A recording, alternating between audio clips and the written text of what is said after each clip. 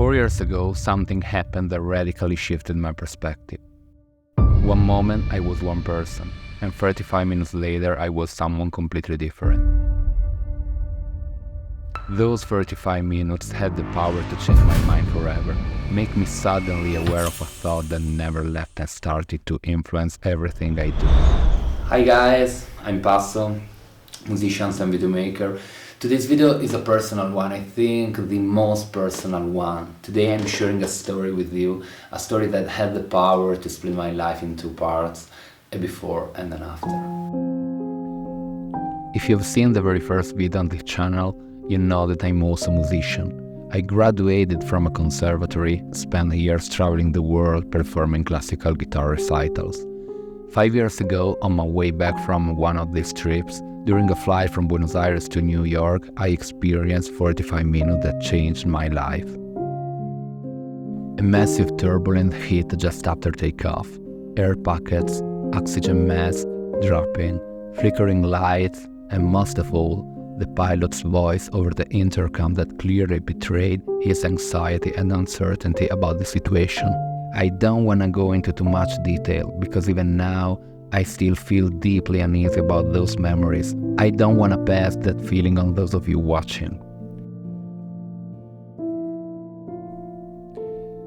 I was traveling alone, and during those interminable minutes, a thought crept into my mind for the first time. More than just a thought, it was a sensation, a clear realization.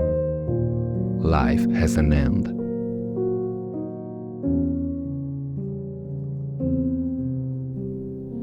It wasn't just the fear of not making it out of the situation. It was as if, for the first time, I truly became aware that the time we have is limited. It's a simple truth, something we all know, of course, something we are constantly aware of. But it's as if, before that moment, the thought was disconnected from me. Well, that day, the thought forcefully took hold of me. It's as if, until that moment, I saw my life as a clock moving forward, and from then on, that clock started ticking backward, like an hourglass countdown.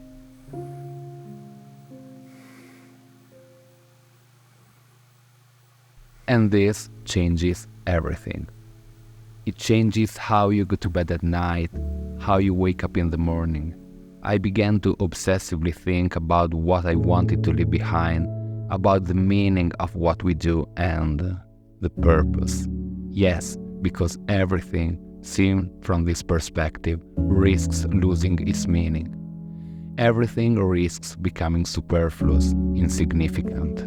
We live in moments that, as soon as you experience them, have already become the past, something to remember. And meanwhile, time keeps moving forward. And that's why I've clung even more to emotions, to stories, a legal drug. They have the power to transport me to another reality, to numb that hourglass, to make me forget the grains of sand falling one by one. This is what I do in the lyrics of the songs I've written, and it's what I do in video making. You know those films where serial killers record their crimes or keep something to relive those moments? Art is just that.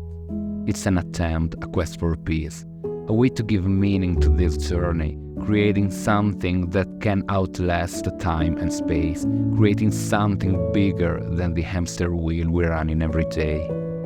I've always been afraid of emptiness, of waking up one morning and having nothing left to believe in.